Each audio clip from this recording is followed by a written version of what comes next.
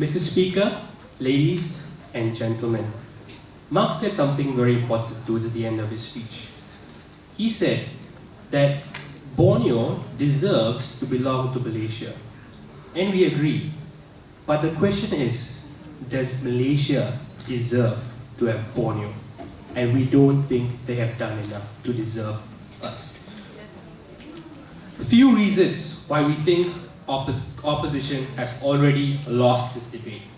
Firstly, we think they missed the boat entirely, because this debate is not about whether there is development in Sabah and Sarawak. Because after 55 years, you should have some roads and some infrastructure.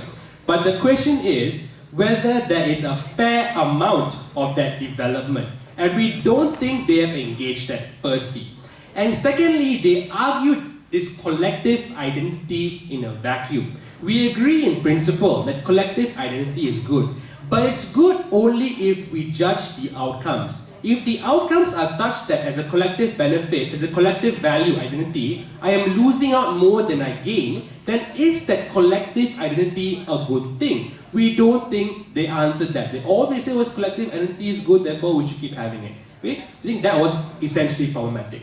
Secondly, it was a question of matter development also, right? Because we think Mark had the bulk of the matter, and then as it evolved to Noel, it became a public speech about how Malaysia is great, and the sentiment of being put together is great. We don't think that they developed the matter consistently, and we think it was late development when the whip talked about international problems with regards to Indonesia and China, right? So we think as a team, they have a problem.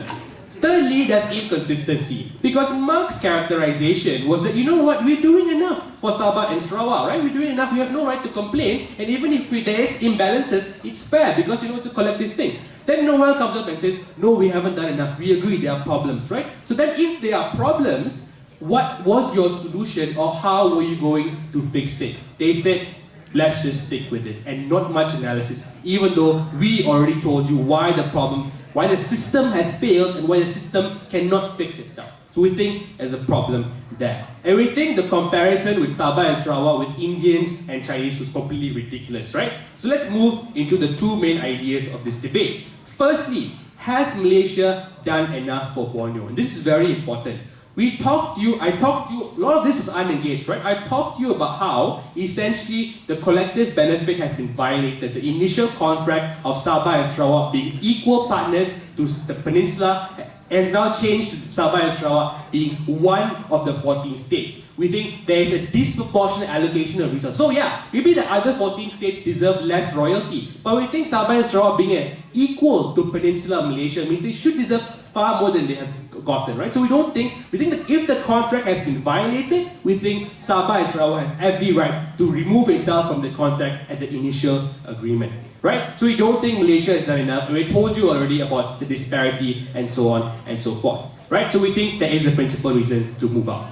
But secondly, is Borneo better off? And this is very important because a large chunk of Brandon's speech was unengaged, Mr. Speaker, ladies and gentlemen. He talked about how democracy will be better in the peninsula because change can happen there, unengaged. He talked about how there'll be a better democracy within Sabah and Sarawak because you revamp the system, you remove the disproportionate influence that federal government has, and you allow for a better realization of two-party systems because people change, their mentality change. Never engage on at all. We talked to you about how we think that Borneo will be better off because it has control, full control of its autonomy over its resources and the ability to use the resources to maximize benefits for its people and for its nation.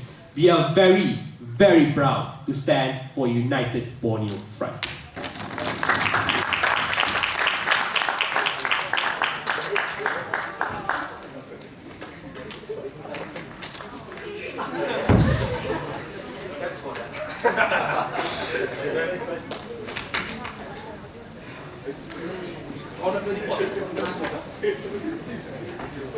Right, members.